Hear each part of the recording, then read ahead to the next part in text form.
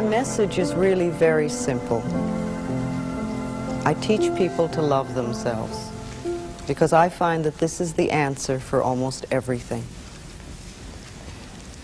You see, I believe that we're all 100% responsible for everything in our lives. I think we create all of our experiences by our thinking, feeling patterns. The thoughts we think and the words we speak are enormously powerful. And it's almost as though we think a thought or we speak a word and it goes out from us and it comes back to us as experience. Now we learn how we feel about ourselves and how we feel about life when we are very, very little. By the time we are 3 to 5 years old, we have a total mindset about who we are and what life is all about. And from then on, we keep reacting to experiences through this mindset. And while very often these thoughts that we have and these beliefs that we create or decisions that we make or agreements that we make at that age are very good and they help us to survive in what may be a very difficult situation, we often take them forward into life so that when we become adults, we're still operating out of a 3-year-old mentality or a 3-year-old decision. And that often doesn't work in our life. So we learn these things when we're very young, and we usually learn them from our parents. And this is not to blame them, because I really do believe that we're all victims of victims.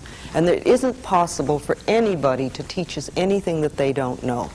If your mother didn't know how to love herself, there's no way she could teach you how to love yourself. And if your father didn't know how to love himself, then he couldn't teach you how to love yourself. And if you grew up in a family that was very angry or frightened, then you're likely to be an angry or frightened person, because that's what you learned as a child. It's not right or wrong or good or bad, it just is.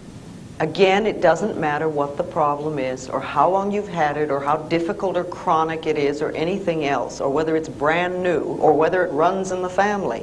There's only one thing I ever teach anyone, and that is loving the self.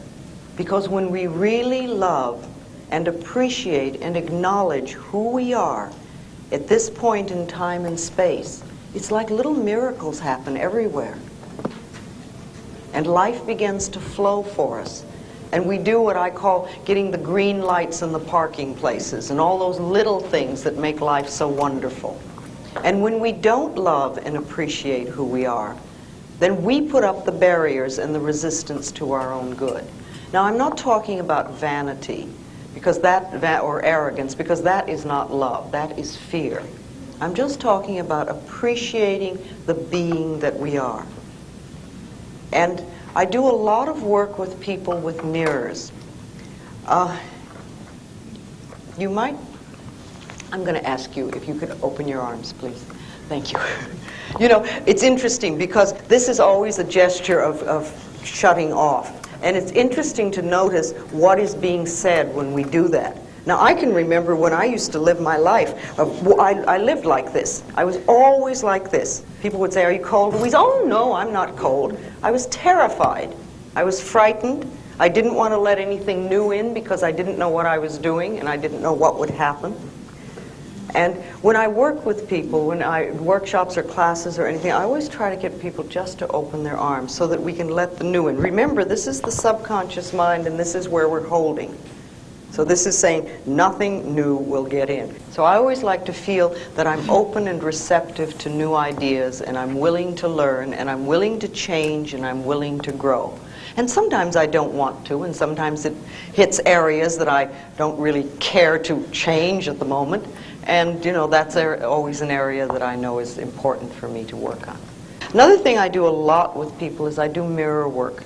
I have people do their affirmations in a mirror. I have people talk to themselves in mirrors. I suggest that you get up in the morning and the first thing you do is you go to the mirror. Before you go to the bathroom or do anything, you know, when you're really at your most delightful, go to the mirror and say, "I love you, and what can I do for you today to make you happy?" And you may not get an answer for a while because that part of you doesn't trust you. But if you start doing that, you'll find a very good connection. A very healing thing to do is just a couple of times a day for a month or so is to look in a mirror in your own eyes and say, I love you. I really, really love you. And just let all those feelings come up and notice them. And if it's difficult for you to do that, notice that it's difficult for you to look in your own eyes and say, I love you. And ask yourself, now where did that nonsense come from? Remember, little tiny babies, when they're born, they absolutely adore themselves. And they're totally open, and they're full of love. They express themselves freely. They ask for what they want. They love their bodies from the top of the toe to the top of their head to the tip of their toes, and every point in between, including their own feces, which they'll gladly rub all over their bodies, because nobody's taught them guilt and shame. They know how wonderful they are. And then somewhere along the line, we get this idea that we're not good enough. And we start putting our tape measures around our waistline to tell us if we're acceptable. Or we read magazines that say we have to be a certain height or a certain weight before we're acceptable. Or we listen to the media that says we have to use a certain deodorant before we're acceptable. You know, it just doesn't make sense. We are absolutely divine, magnificent expressions of life, all of us. And like when we were in the circle looking at each other, each face is another unique expression of God. And we're not supposed to be alike. Since time began on this planet, there have not been two snowflakes alike. And there's certainly not been two people alike. And we're always trying to be like everybody else so we're acceptable. Our uniqueness is what makes us wonderful. So we want to love that and cherish it and acknowledge it. You see, if we really believe in our uniqueness and the wonder of each being, then there is no competition and no comparison. There can't be. We're just different. And we're meant to be different. And that's wonderful. And that's another thing we can acknowledge in the mirror. Do your affirmations in the mirror. How many people do affirmations on a daily basis? Well, okay, let's talk about affirmations for a moment. Every single thought we have or every sentence we speak is an affirmation. And it's either positive or negative. And it's going out from us and it's creating our experiences. However, when we talk about doing affirmations, what we're talking about is making definite positive statements to create something in our life or to remove something in our life. You see, if you stand there and say, I don't want this job, or I don't want this relationship, or I don't want these hips, or I don't want whatever, that does not get you what you want. That's what I call fighting the negative. And it doesn't do anything but keep what you have that you say you don't want. However, if you start saying and doing affirmations that I have a wonderful new job, or I have this most absolutely marvelous relationship, then you're beginning to create what it is you do want. Affirmations are like planting seeds. And if you think for a moment, when you put a seed in the ground, you do not get instant tomato plant or instant strawberries or instant oak tree. That seed goes in the ground and it has to germinate. That's the first thing, which means it breaks open its little shell. And little roots begin to go down. And it gets nourishment from the earth. And only then does the first little shoot come up through the ground. Now, when we're doing affirmations, too often people say, well, that isn't $1 million, and they stomp on that first little shoot. They don't give it a chance to grow. Doing affirmations is like planting a seed in the ground, and watering it is like repeating your affirmations. And you just keep doing them, and you keep doing them, and you keep doing them. And it doesn't matter whether you see the results or you don't see the results. And sometimes it just takes time. And too many people will do affirmations for 2 or 3 days and say, see, it doesn't work. You know, if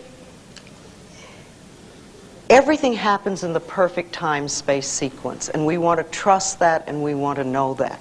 So if you begin to do affirmations for yourself, and I think it's important that we do that on a daily basis, decide what you want and begin to do positive statements in present tense for what you want. You never want to say, I will have or I'm going to have, because if you do that, it keeps it in the future. And remember, if you say, I have a wonderful new apartment, and you're living in a dump, it doesn't mean that this is not a true statement. It means you are planting the seed that will germinate and grow and become the new apartment. So you just keep doing it, no matter where you are. Also, if you're leaving a situation, if you're in a job you don't like, if you're in a relationship you don't like, if you're in a house you don't like, and you want something new, begin to bless with love. Interesting. To bless with love where you are. And know that you're releasing your current situation with love. If it's a job, release it with love to the next person who will be delighted to have it. If it's an apartment, do the same thing. If it's a relationship, release that person with love to happiness which is meaningful to them. And that leaves you free to create and accept happiness that is meaningful to you. Some of you know my little blue book and the fact that I've been doing a lot of work with dis-ease for a long time. And for every part of the body, there is a mental pattern. And for every dis-ease in the body, there is a mental pattern. And when you know what they are, you can begin to change the mental patterns so that you can change the dis-ease. You see, we don't want to be sick. No, that's a blanket statement. Sometimes people do want to be sick because it's a good way to get out of something. The rest of us know how to say no. If you don't know how to say no, you may have to create an illness in order to say no. Because we've made in society, we've made that a legitimate way of getting out of things. But basically, we do not want to be ill, and yet we need every dis-ease that we have, because it is the body's way of telling us that there is a false idea in consciousness. Something that we're doing, something that we're believing, something that we're saying is not for our highest good.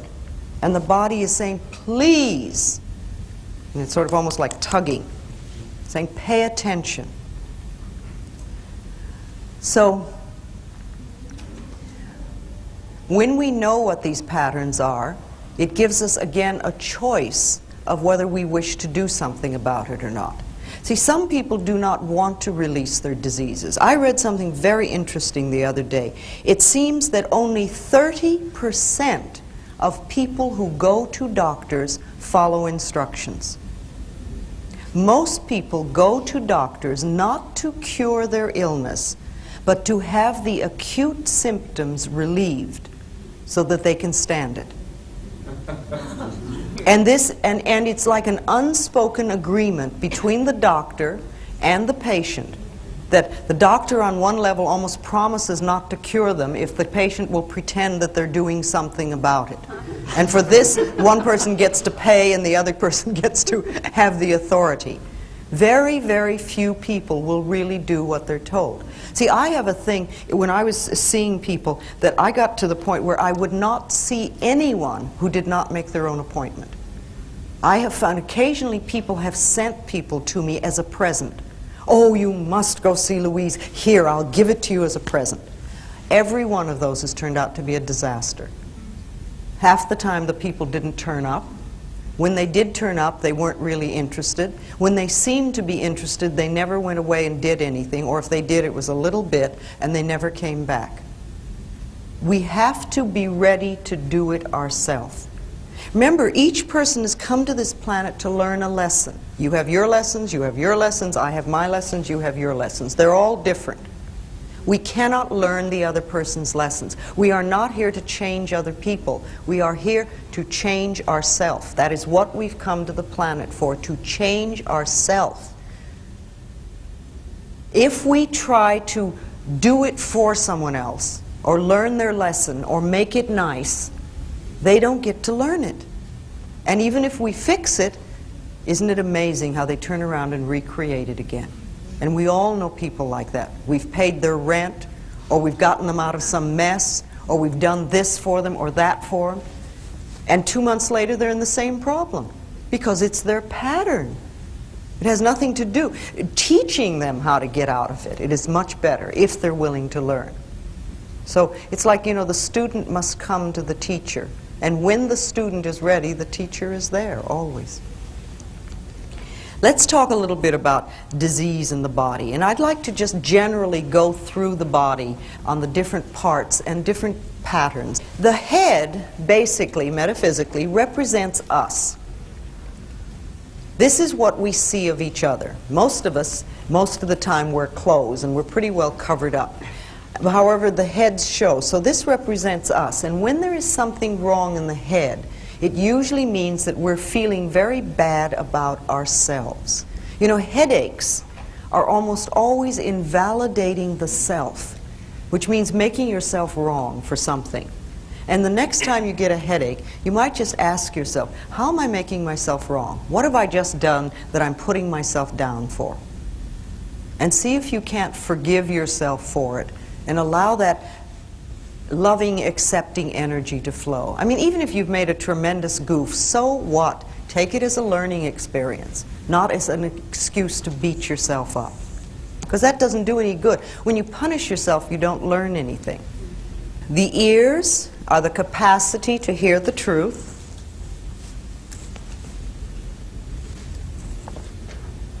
And when there are problems with the ears, it usually means that on some level we're not happy about what we're hearing.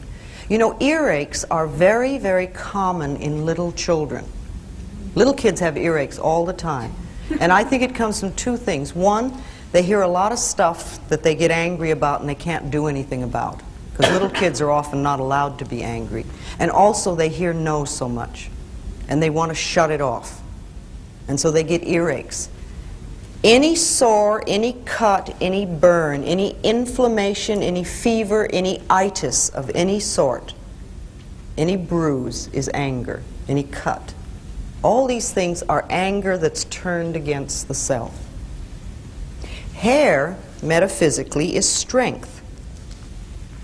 Now, it's interesting when you think about how hair grows. The hair grows through the hair follicle. And very often, when we get tight and tense and nervous, we have it started back here in the shoulders, we bring it up through the neck and over the top of the scalp, and very often we bring it down around the eyes too. But when the scalp is really tight and the hair can't breathe, then it falls over and dies. And if we keep that scalp really tight with tension, the new hairs can't grow through, and we get what we call baldness. Now, just for a moment, I would like everybody in the room to relax their scalp. Okay. Did your scalp move? You don't have to tell me, just know yourself. That means that you normally keep your scalp in a state of tension. And it might be a wonderful exercise for you about 10 times a day to just say, scalp, you can relax. Just let go. And begin to make a habit of relaxing your scalp. Tightening your scalp does not do anything in the world. Doesn't make you brighter or stronger. Won't get the girl or the guy. It doesn't lose anything. All it does is make tension for you. So let your scalp relax. The eyes are the capacity to see. And when there are problems with the eyes, it means that there's something we're not willing to see, or we're afraid to see, or we don't know how to see. It can be past or present or future. It can be part of our life or all of our life, or we can see life through two different ways. If you have astigmatism, it's like we see life in two different directions. I do not believe that the reason people begin to wear glasses is that they're getting older in middle age. I think that what happens is many people spend a lifetime of saying, I don't want to see that, I don't want to look at that, don't show me that, don't let me see that. And remember, the eyes, the cells in the body begin to listen to what we're saying. They hear everything. And they begin to turn the sight off. When I see a little child wearing glasses, I always know there's stuff going on in that family they don't want to look at. The mouth is the capacity to break down ideas for analysis and decisions and discrimination and taste, like you would food. Teeth problems are almost always long-standing indecision. The throat is the avenue of expression. This is where we express ourselves. This is where we say, I am, and I want, and I have, and I will. This is where our creativity flows. And it's also the area, the chakra center in our body where change takes place. When we feel we don't have a right to speak up for ourselves, we often have throat problems. And laryngitis, sore throats are just anger, and laryngitis is literally being so mad that you cannot speak. Thyroid has to do with creativity, thyroid problems. And it's not expressing ourselves. People who have thyroid problems usually do what their mothers want, or their fathers want, or their husbands, or their lovers, or their wives, or their bosses, somebody else, but not themselves. And you could say, well, you know, there's a lot of things with thyroid and goiter in the Midwest, but then where are people more bound by what the neighbors think and the shoulds of life? All right, shoulders have to do with burden bearing, carrying the weight of the world on your shoulders, taking other people's problems and carrying them, and not being free to shoulder your own responsibilities. However, we can make light of them. They don't have to be heavy burdens. The experiences we have in life do not have to be heavy burdens. They can be experiences. There are certain things in life that are normal and natural to life. And it's part of our experience. Being born, growing up, having relationships, ending relationships, getting jobs, ending jobs, getting married, having babies, people dying, dying ourselves. These are normal and natural parts of life.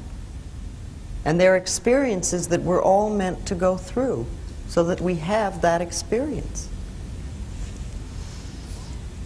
Arms and hands hold and embrace ideas and events and situations and experiences.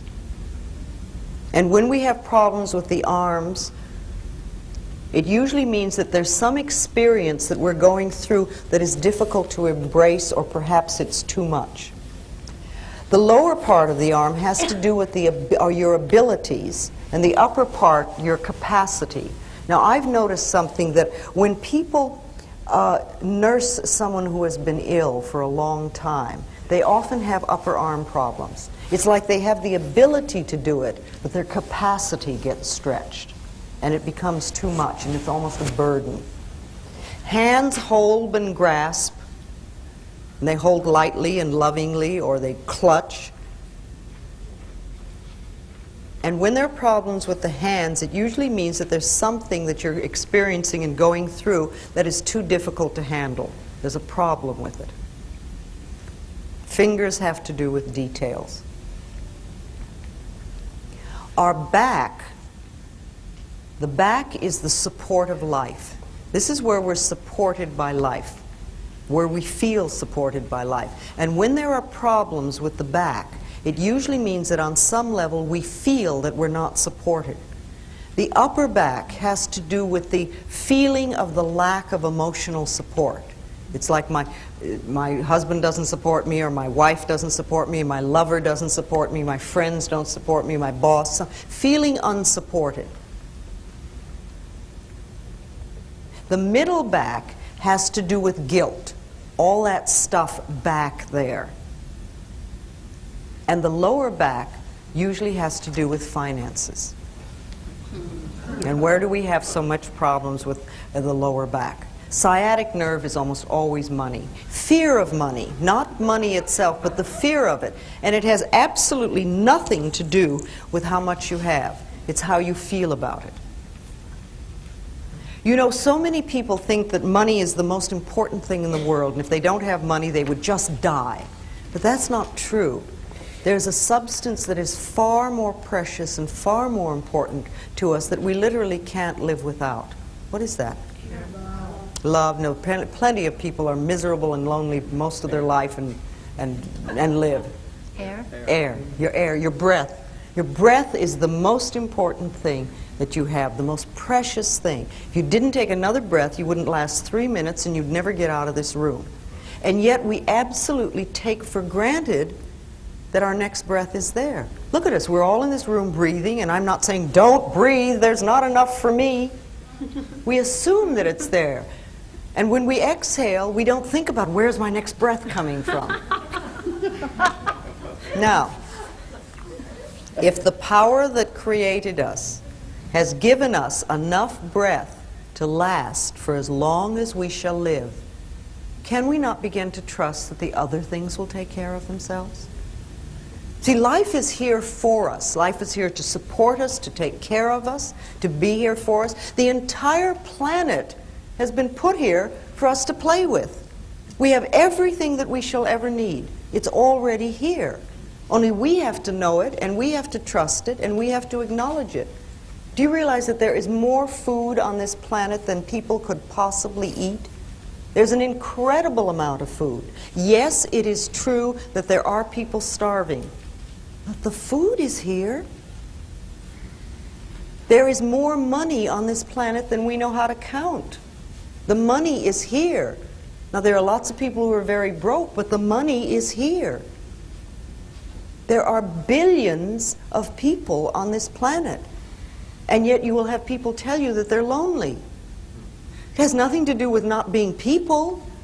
It's what we're doing with our heads. Everything is here for us. For every dis-ease on this planet, there is a plant that'll cure it. Everything is here for us. And the more we begin to trust life and acknowledge the beauty and magnificence of our own being, the more we find everything we need. It just pops up. Okay. Lungs have to do with taking in life. This is the breath of life. This is where we take in life. And we have the ability to take in just enough to get us by, or we can fill our lungs and really have all the cells in the body work well and our brain cells work well. Traditionally, for generations and generations, women have been very shallow breathers because we bought this story that said we're not good enough, that we're second-class citizens, and we began to believe that we didn't have the right to take up very much space, and we barely had the right to exist, and so we take in just enough air to keep us going. That's changing now, and it's wonderful. And one of the things that really excites me today is what's happening with women in the gyms. You know, we have worked in the fields for a very long time, but I think this is the first time that I'm aware of where women have really gone out for sports.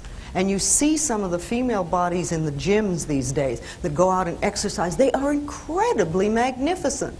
Just wonderful. And they are taking in life and taking up space and taking air.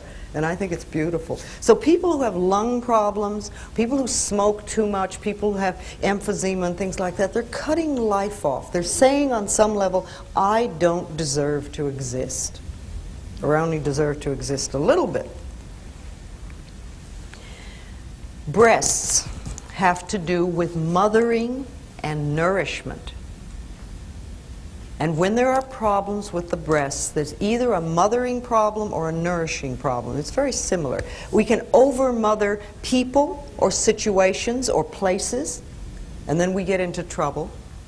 However, every woman that I've come in contact with that has breast cancer does not nourish herself. It's like you give and give and give and give, and they're not taking nourishment for themselves. And of course, there is resentment about it. See, resentment is a pattern that eats away at the body and becomes cancer. Resentment and anger are very different. Anger is and you scream and yell like a baby. Babies get angry instantly, and they yell and shriek, and then they're through. And 2 minutes later, their smiles will just light up a room because they've gotten it out. What we do is we take offense at somebody for having done something that we created to begin with, because we're all 100% responsible, and we don't do anything about it, and we put it down in here and we start to let it seethe. and it boils and it eats away at us. And if we have it long enough, we can create cancer. See, diseases like arthritis are created from things, patterns of criticism. Arthritic people are always very, very critical people. Now, they may be sweet on the outside, but that means that the criticism is turned inward, and they're doing a constant negative put-down number on themselves. Fear can come out as anything from baldness to ulcers to poor feet and lots of things in between. Guilt always seeks punishment, and punishment creates pain. So if I see somebody who has pain, I know they're dealing with guilt. And if it is chronic pain, then I realize that the pattern may be so old that they're not even aware of what it is.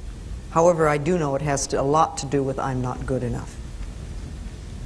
So we want to nourish ourselves. The heart represents love. Love. The heart represents love. And the blood in the body, metaphysically, is joy. So if you get this image of the heart lovingly pumping joy throughout the body, through all the veins and arteries, and nourishing every single cell in the body, that is the normal, natural state of the body. When we cut off our joy, when we deny ourselves love, then we are stopping our hearts from doing their work, the proper work. See, heart attack people are never joyous people. Besides, the heart does not attack us. What we do is we spend years squeezing the joy out of the heart until it falls over and gets sick. Now, anemic people are what I call yes but people. They come to you with a problem and you say, well, you could do such and such. Oh, yes, but. Or you say, let's go to the movies. And they go, oh, yes, but. It's like they're just pulling that rug out from under themselves all the time, and they get what we call tired blood. The blood doesn't have the joy flowing through it. Now, high blood pressure is like emotional sprees. Everything becomes a big deal. Everything is a huge deal. And again, it may be not on the surface. It may only be inside. And low blood pressure is just the opposite. Low blood pressure and hypoglycemia are very similar. It's like, what's the use? It won't work. Why try? Don't bother. It's just, again, it's just, there's this, no get up and go. All right. Kidneys have to do with disappointment and failure and fear. And the word kidney has the word kid in it. And if you think of a little child, they can drop their lollipop and it is the tragedy of the world. The whole world is ended for them at that moment. People who have kidney problems have a tendency to react to life in the same way. They make huge deals out of experiences. And if you speak to anybody who's on a dialysis machine, you will find out that about 2 months before that happened, they experienced what they considered a big loss in their life, either a relationship or a house or a job or something like that. And it's like they feel they can't go on. They just can't go on. They don't know how to filter that experience through them. The liver is the laboratory of the body. It does over 500 different functions, and it is also the seat of primitive emotions. So when we are very angry, that's like rage and anger and hatred sit in the liver. And when they do, then they create a lot of problems. If you're a very angry person, you can throw your liver off. If your liver is off, you can become a very angry person. For instance, everybody in AA is an angry person. You've got two givens with anybody in AA, a lot of self-hatred and a lot of anger. And both of those need to be dissolved before the real healing can take place. Stomach. Stomach digests ideas. We have taken in, it's intake, assimilation, and elimination. So the stomach is there to assimilate ideas. And very often when new experiences happen, we have problems assimilating them. It's something outside. Bells go. It's all right. We'll assimilate this experience. And they have a right to make some noise. You know, if a noise happens and it disturbs you, if you give it permission to be there, it's amazing what happens. Like we give that permission to make that noise, and then it sort of goes away from our consciousness. People get very frightened about experiences, and they find it difficult to digest them. You see, ulcers, remember, are nothing more than I'm not good enough. It's fear. That's all it is. Only it's a fear with the boss. It's another way of saying I'm not good enough. You know, thinking just for a moment of how the stomach works on a mass scale. When airplanes came in a few years ago, God, they must be here, what, 20, 30 years now? But anyway, when they first came out, remember they had the little throw-up bags at every single seat. And everybody, we were flying, but this was a new idea that we did not know how to stomach. The idea of getting in a little metal tube and going through the sky and getting down on another place was not something that we could stomach easily. So everybody was throwing up into their little bags, and they'd roll them up and hand them down to the aisle, pass them down the aisle to the stewardess who was running up and down the aisles collecting these bags, because people were throwing up. We were frightened. Now it's many years later, and we've digested the idea of flying, and it's very simple now for us. And while the bags are still there, hardly anybody's throwing up. And the last time I was on American Airlines, I noticed that if you put 3 stamps on it, you could send it off and have your film developed, because nobody's throwing up anymore. They had to do something with it. Okay. Where are we now? Spleen has to do with obsession. We become obsessed about things. All right. The colon is elimination, release, and letting go. And when we are constipated, it literally means that we're holding on to old shit. That's all it is. We won't let go. We won't let things release. Remember, intake, assimilation, and elimination. And I like to think of it all being in divine right order. And there are times when we stop it at different places. So people who are very constipated are usually holding on to old ideas that they don't want to let go of. They're stuck in some place. Sometimes they're very stingy people, but not always. And diarrhea is just the opposite. It's letting go of things too fast. It's fear. It's just pure fear. I remember the very first time I did a play. I did opening night on Kaopectic. A whole bottle. On the surface level, I was fine. I was having a wonderful time, and everything was wonderful. On the internal level, the little kid was shit scared. And that's exactly what was happening. And after opening night, it was fine. I didn't need that anymore. But at some level, I needed to go through that. Knees. Okay, knees are marvelous. Knees are a little bit like the neck. They have to do with flexibility. But they also have to do with bending and pride and ego. Because this is where we kneel. This is where we bend down. This has a lot to do with forgiveness, the knees.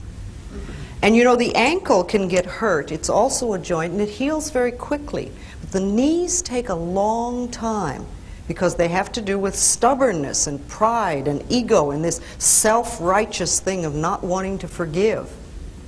And that's why they take so long to heal. So if you hurt your knee, or you might think back about some time when your knee might have been sore, ask yourself, where were you being stubborn? Where were you being unforgiving, unbending?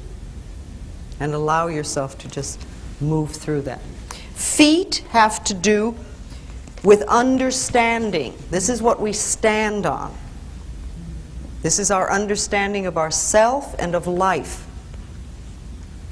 And when we have problems with the feet, again, there's something wrong with our understanding about how we are moving forward. Now, you know, little kids come into life and you see them, they're on happy dancing feet. They jump all over the place and they run and skip and dance. And how many How many elderly people have we seen that move through life like this? Now, what kind of thoughts do you think a person could be thinking for years to create this? I don't know what's going on. I don't know what's going on. All right. What else? Depression. Life is a burden. Nothing works. There's nothing. Is this all there is? I don't want to see it. I don't want to see a lot of those things. Remember, our bodies follow our thoughts. And you can look at a lot of people and know what their thoughts are just by looking at their bodies. Our skin is our individuality. And when we feel threatened by anything, we often get skin problems.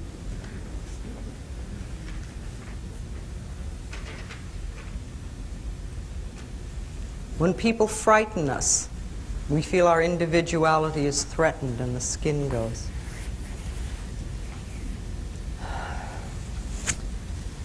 All right, let me talk a little bit about the genitals.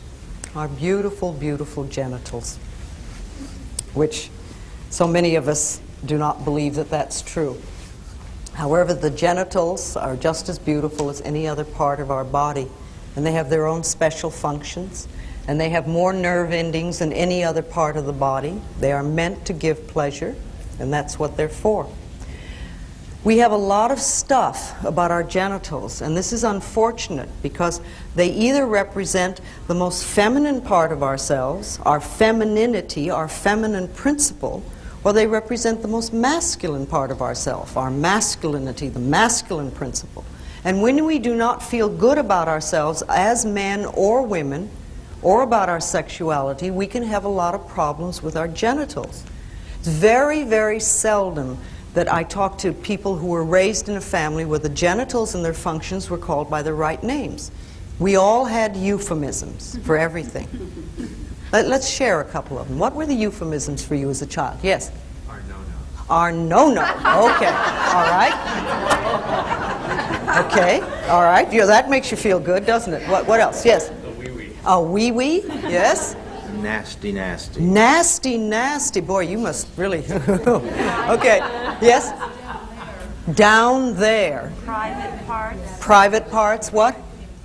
Couldn't even talk about it. Do you see? And just notice the laughter in this room at the moment. Here we are, grown-up adults, supposedly we all have it together sexually, and the minute we mention what we called it when we were a child, we start to giggle nervously like that we're doing something wrong. It doesn't matter really what it was. It could be from the most awful word to just sort of down there. But we get the idea that there is something wrong between our legs, and we start treating ourselves that way. And then we wind up with all sorts of sexual problems.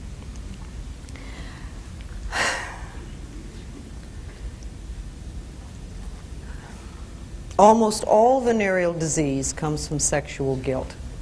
It's a belief that there's something wrong with us and our genitals. Now, you know, people that have cancer have a lot of self-hatred and a lot of resentment, and usually not a very much trust in life. There's sort of a feeling of helplessness and hopelessness that goes with cancer. If you add to that sexual guilt, you wind up with things like herpes and AIDS. It's like the next logical step. The sexual revolution, which came about, I think, in the 60s, as I remember, was very wonderful because it helped us to get out of a Victorian mode of thinking. And we started to do all sorts of things sexually that we hadn't allowed ourselves to do before, or that we had hidden.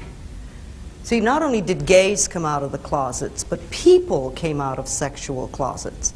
And we began to discover a lot more about child abuse and incest and all sorts of things that we hadn't been able to talk about before.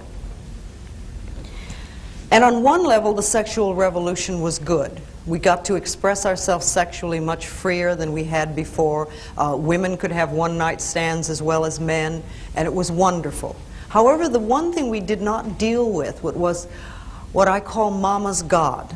And by that I mean what your mother believed about God when you were 3 years old is sitting right here in your subconscious mind. What did that God believe about women, about men, about homosexuality, about sex? And if those beliefs are still there and we have not done something to change them, then what happens is we create things like herpes, which comes back again and again and again to punish you. And then if we move into the gay community, where they have every single problem that everybody else has, plus the fact that society is looking at them and saying bad, and their mothers and fathers are looking at them and saying bad, and this is a real heavy load to carry. And so we create the circumstances, the climate, where something like AIDS can come up. I find to myself that AIDS and cancer are very, very similar. And I work exactly the same way with both of them.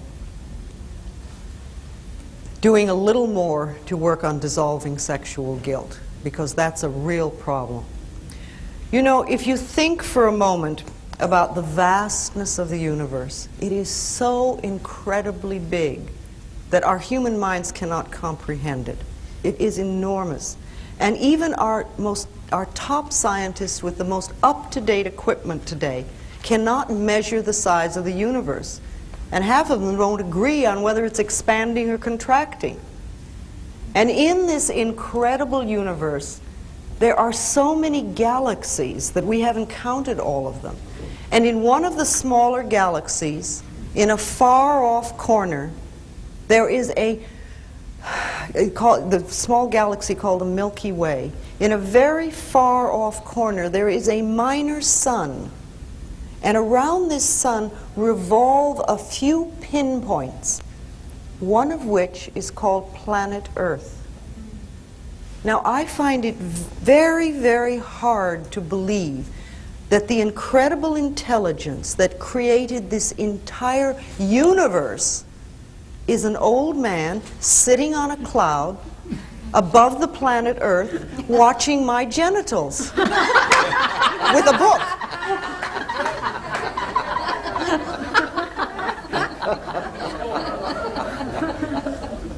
And yet it doesn't compute. It does not compute. And yet how many of us were raised to believe that? And many of us are living it. If you were raised in a religion where you were a sinner and a worm and you had a lot of sexual problems and things like that, start to reevaluate. Do some mental work to change that so that you're not still operating. You can sit down and in front of a mirror, would be real good, look in your eyes and say, okay, now when I was a kid, this is what I was taught. But I'm not a child anymore. Now I am adult and I don't believe that. I now choose to believe, and then decide what you want your belief of God to be like. You see, if you're in a religion that puts you down, or where you are a sinner or a worm or whatever, get another religion. There are plenty of them. They all tell you that they're the only way. I think even our concept of God must support us. And you do not have to have the same concept of God that your parents had or your grandparents had.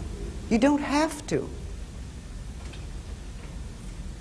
Each person is a unique individual, and each one of us creates our own lifestyle and our own belief system. And I think we need to constantly reevaluate what we believe. And particularly if we believe things that don't nourish us. Think, why do I believe that? Where did I learn that? Is that really true for me now? Does it make sense? Maybe I could let that one go. You might create a pair of psychic scissors and cut them out of your consciousness. Or create a great big wastebasket and say, okay, that one goes there. And decide that you just do not choose to live under old limitations anymore. Refuse to believe in worry. Begin to trust the universe and watch how it works.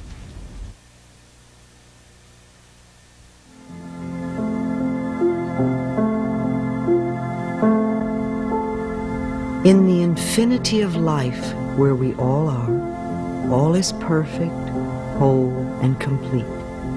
We are one with the power that created us, and we are now open and receptive to the abundant flow of good the universe offers us.